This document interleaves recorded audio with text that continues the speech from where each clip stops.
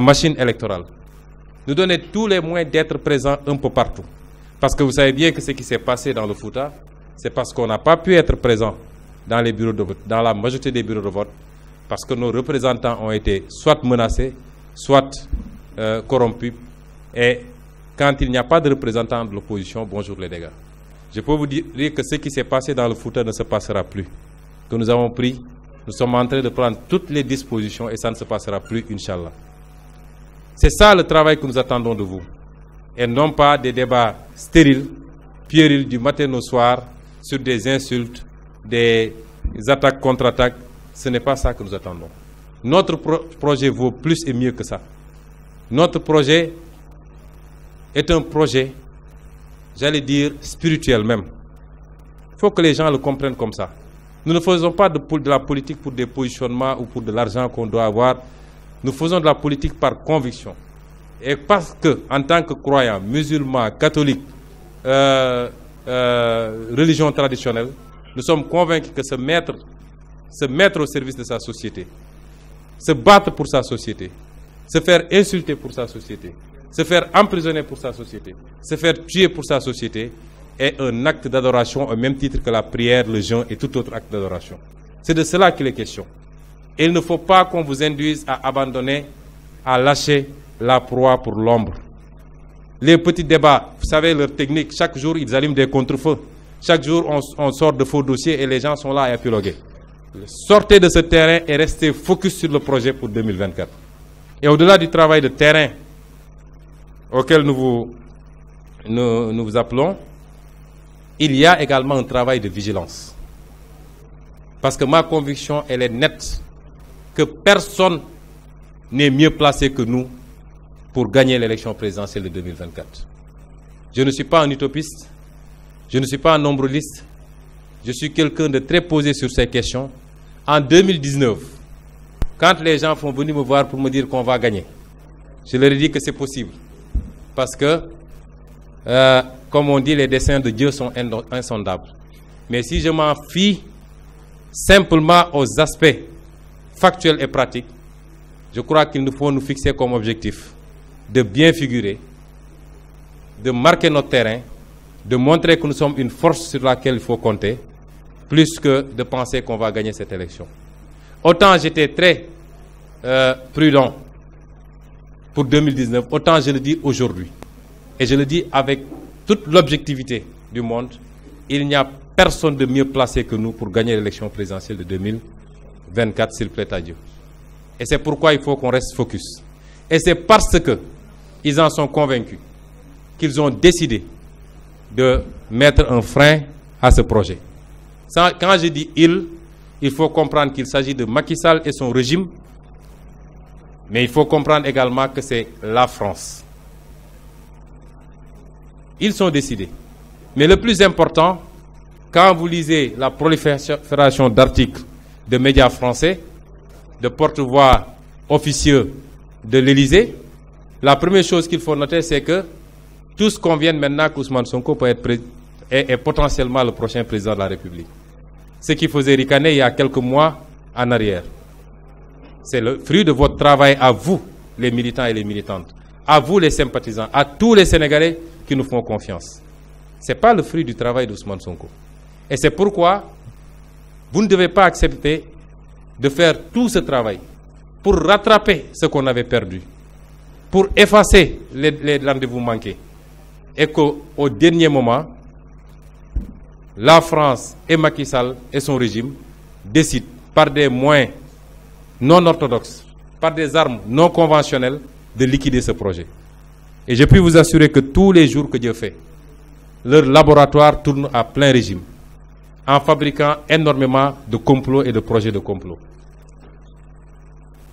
En arrêtant Ousmane Diagne et Papito, ce qu'ils recherchaient, c'est d'intimider. Vous qui êtes sur les réseaux sociaux, que vous êtes en train de faire un travail formidable. Je ne vous connais pas. Je ne connais pas le 1 millionième de ceux qui sont sur les réseaux sociaux. Mais je vois le travail que vous êtes en train de faire, qui est salutaire et on vous remercie.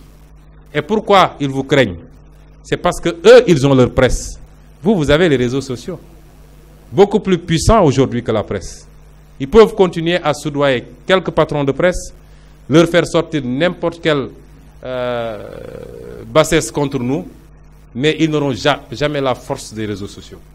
Et c'est pourquoi aujourd'hui, ils ont pris Ousmane Diagne, un père de famille, un brillant intellectuel qui n'a rien fait, pas plutôt, pour des questions d'humour. Et sans que, paraît-il, d'après les avocats, des plaintes aient été déposées par, soi-disant, les quotidiens concernés, le procureur se constitue, lui, partie civile dans une question comme ça, pour arrêter des gens. Ne vous y trompez pas, ils pensent pouvoir vous intimider. Ils pensent pouvoir frapper un coup de sorte que vous aurez peur de le faire, mais ils n'ont rien compris. Et ce travail va continuer, et la mafia Kachikach va même bientôt sortir en quotidien, tous les jours, en quotidien. En prenant un groupe qu'ils appellent farce spéciale, leur objectif, c'est de mettre la pression sur ces jeunes. Pas plus tard qu'hier, un des détenus a appelé mon chef de protocole, et la semaine passée, c'était un autre détenu qui a appelé Serigne Cheikh Ndioro Mbacké de Touba, pour dire que tous les jours, les gens viennent leur mettre la pression, pour leur dire de changer leur version et d'avouer leur lien avec moi, Ousmane Sonko, qui serait derrière, qui leur aurait donné de l'argent, qui aurait financé des activités subversives, ainsi de suite, ainsi de suite. Tous les jours, ils sont dans cette logique de fabrication de preuves, de mensonges pour pouvoir atteindre Ousmane Sonko. Le cas de François Mancabou. Je tiens d'un de ses proches conseillers qu'il lui a révélé avant sa mort les raisons qui ont conduit à sa torture et à sa liquidation, son assassinat tout simplement. Parce qu'ils ont voulu le contraindre à signer un procès-verbal par lequel il reconnaissait avoir des liens avec moi, qu'il serait le cerveau de ma sécurité en tant qu'ancien commando, bien formé à beaucoup de choses, que lorsqu'il se déplaçait vers le sud du pays, en Casamance, c'était pour venir prendre des instructions auprès de moi, et que c'est l'un de mes proches gardes du corps, Momo, qui serait le link entre nous. Et vous comprendrez d'ailleurs bien pourquoi ils ont voulu profiter des malheureux événements de Thiès lors de la campagne pour cueillir Momo, qui est dans leur viseur. Ils sont venus jusqu'à Kolda nous amener une convocation pour Thiès. Malheureusement pour eux, ils nous ont amené Momo Kane. Moi, je n'ai pas de Momo Kane dans mon entourage, on a refusé de prendre. Ils sont dans cette entreprise quasi quotidienne. Et quand François Mancabou leur a dit que je ne signerai jamais ce PV, je ne connais M. Sonko ni de près ni de loin, à part le voir de temps en temps à la télé comme la majorité des Sénégalais. Je ne l'ai jamais rencontré, je ne lui ai jamais serré la main, je ne lui ai jamais parlé au téléphone. Mon éducation, mon ethnie et mon honneur de commando ne me permettent pas de faire ça. Ils ont commencé à le torturer jusqu'à ce que mort s'en suive. Je n'ai pas connu François Mancabou, mais je regrette de ne pas avoir eu à connaître cet homme d'honneur et de dignité, parce qu'il en manque aujourd'hui dans ce pays des hommes de ce genre.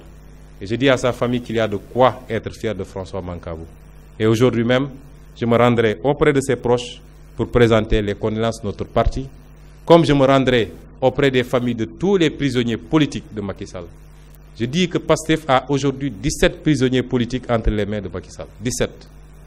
PASTEF a 19 personnes qui ont été assassinées par Macky Sall et son régime de 2016 à ce jour-ci. C'est un record. Il n'y a aucune formation politique qui est autant subie dans ce pays. Personne n'en parlera. Mais dès que PASTEF haussera le ton, vous entendrez les bien-pensants de ce pays nous parler de paix, de stabilité, de ceci et de cela. Ce que j'appelle l'hypocrisie, un terme que beaucoup n'aiment pas, mais je l'assume. C'est ça le pays. On est tout le temps assiégé, attaqué, diffamé, tué, emprisonné injustement. Personne n'en parle. Si Macky Sall était à genoux, s'il était dos au mur, vous entendrez des interventions de partout. C'est ça le pays, c'est ça le Sénégal.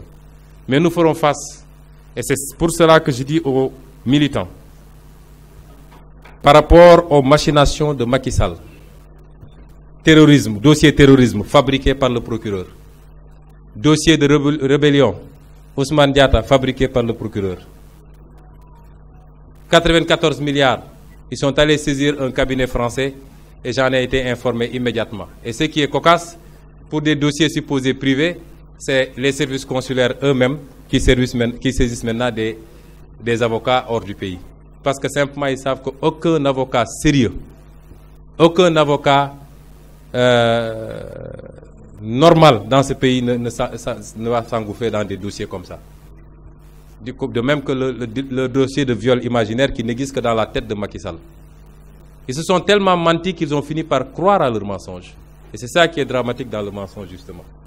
Et c'est pourquoi, avec le soutien de la France, parce que quand des organes français s'intéressent d'aussi près à la politique sénégalaise, Jeune Afrique, succursale déguisée de la France, Le Monde, France 24, RFI, tous les jours maintenant c'est le Sénégal, c'est du Ousmane Sonko à gauche à droite, dépeint comme un dangereux homme politique qui est contre les intérêts étrangers occidentaux, qui aurait des accointances avec des terroristes de je ne sais où, qui veut brûler le pays. Vous voyez le dernier article qui a été publié, on me dit que c'est le Monde quotidien. Mais il y avait le Monde diplomatique qui était venu faire son reportage sur la supposée affaire de viol.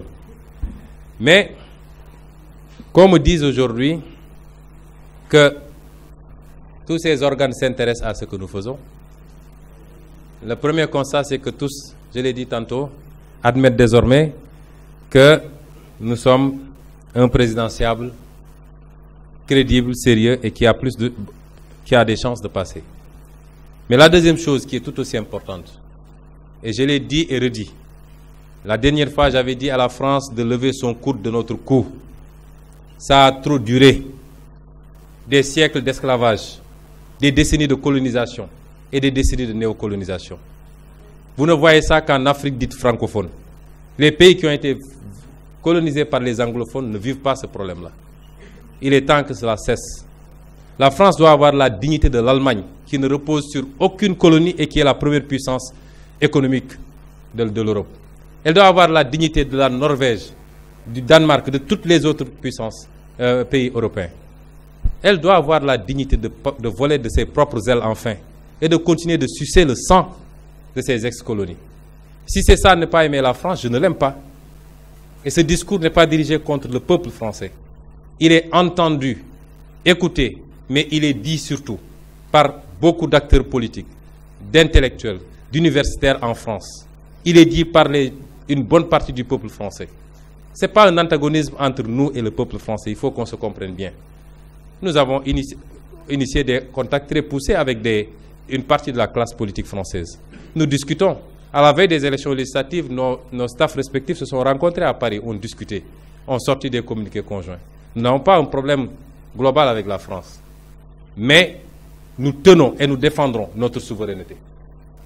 Ce qui est en jeu et qui fait que la France s'agite, au point que dans certaines interventions, on essaie d'établir des liens entre nous et M. Vladimir Poutine. Je tiens à dire que nous n'avons de lien avec aucune puissance étrangère à ce jour. Aucune. Nous n'avons rencontré ou parlé à aucune puissance étrangère à ce jour. Nous ne sommes pas dans cette logique. Dans notre entendement, il n'est pas question de casser une domination pour tomber sur une autre domination. Aujourd'hui, il y a des puissances montantes qui interviennent ici au Sénégal et qui ont des pratiques beaucoup plus nocives que les pratiques françaises, qui viennent nous imposer leurs entreprises, jusqu'à la sous-traitance, qui refusent même que des entreprises sénégalaises sous-traitent, qui ne consomment même pas ce qu'on produit au Sénégal. Tout est importé de chez eux. Ces puissances-là sont beaucoup plus nocives dans la forme de coopération que la France même. Dans notre entendement, il ne s'agit pas d'échanger une domination contre une autre. Il s'agit d'assumer une souveraineté totale, absolue, et de collaborer avec tout le monde dans un sens bien compris de gagnant-gagnant. La France sera un partenaire si elle le désire, mais pas dans les conditions actuelles. La Chine, les États-Unis, tout le monde. Je serais heureux de rencontrer M. Vladimir Poutine, parce que je suis un homme libre dans un pays libre. j'irai rencontrer M. Poutine si ça devenait possible. Comme je serais heureux de rencontrer M. Biden, de rencontrer le président Buhari, de rencontrer Ramaphosa et tout autre président de la République. Nous n'avons pas de complexe par rapport à ça. Mais c'est dire simplement que ce système, beaucoup de gens ont beaucoup parlé de la notion de système, on ne l'abandonnera jamais. Parce qu'un système, simplement, la définition la plus simple, c'est l'interaction d'un certain nombre d'éléments par rapport à des objectifs et par rapport à des intérêts. Et le système dont je parle ne s'est jamais senti autant menacé, n'a jamais senti la rupture aussi proche. Et parce que ailleurs en Afrique francophone, et je me permets de féliciter nos frères maliens, de leur dire qu'ils font notre fierté, de les encourager à rester dans ce siège, d'encourager le président Assimi Goïta, parce qu'il n'a pas perdu la face. C'est ceux qui voulaient l'humilier qui aujourd'hui sont obligés d'aller à Bamako manger du fognon. Donc il n'a pas à rougir. Et nous lui disons que nous l'encourageons et qu'il doit continuer à rester très proche de son peuple. Parce qu'en politique, il n'y a que cette réalité. Il faut faire de la politique pour son peuple. Qu'il ne se détourne jamais de cet objectif. Qu'il ne se laisse jamais embrigader dans des discours politiciens où on va lui dire que c'est toi qui es là, tu es le tout-puissant, qu'il reste collé aux intérêts de son peuple. Ils gagneront cette guerre contre la gangrène djihadiste par la grâce de Dieu et par les efforts des Maliens et par les efforts de tous les Africains. Si ce problème n'est pas réglé jusqu'en 2024, nous avons vu que Macky Sall a rapatrié les quelques éléments sénégalais qui étaient là-bas. Puisqu'ils n'étaient pas là-bas en tant que Sénégalais, ils étaient là-bas parce que la France lui avait demandé d'amener des troupes. Mais si ce problème n'est pas réglé jusqu'en 2024, si nous sommes élus président de la République, nous dépêcherons des troupes pour soutenir nos frères maliens et en finir avec cette gangrène. Qu'ils tiennent bon et qu'ils restent dans la dignité qu'on connaît. La dignité qui a été professée dans la charte du Manden, celle qui a été professée dans la déclaration de Thierno Souleymane Baal, document que nous avons tous oublié au profit de la Déclaration universelle des droits de l'homme de la France. Et c'est pourquoi j'appelle les uns et les autres, j'appelle les citoyens, j'appelle les militants et les militantes à être vigilants, à se préparer, parce que le camp d'en face ne lâchera pas. Ils ont fomenté un ensemble de dossiers, parce que leur objectif, ce n'est pas d'emprisonner Ousmane Sonko, parce qu'ils savent qu'Ousmane Sonko, à l'intérieur d'une geôle, est beaucoup plus difficile à gérer qu'à l'extérieur. Leur objectif, c'est de trouver un motif de condamnation, ne serait-ce qu'au sursis, dans les 18 mois à venir, pour empêcher la candidature de Ousmane Sonko à l'élection présidentielle de 2024. Est-ce que le peuple l'acceptera? Est-ce que vous, militants et militantes, vous l'accepterez? Est-ce que vous, frères africains, vous l'accepterez? Je ne pense pas que oui. Et c'est pourquoi nous vous demandons de vous tenir prêts à faire face à ces projets de forfaiture. Je terminerai par une question d'actualité. Nous avons beaucoup parlé dernièrement d'un dossier aux conséquences sociales, professionnelles, économiques même incalculables.